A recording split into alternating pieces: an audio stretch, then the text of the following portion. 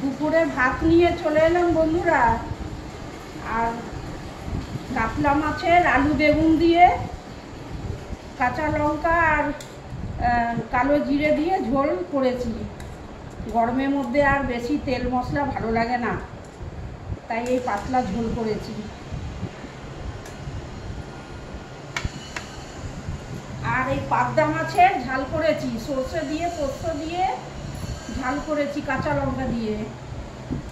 আর আমের টক করেছি, এর মধ্যে 5 ফোড়ন দিয়েছি, শুকনো লঙ্কা। আর স্যালাড রেখেছি বন্ধুরা, স্যালাড কেটেছি।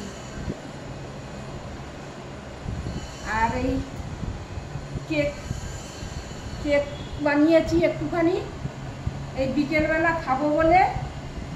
তো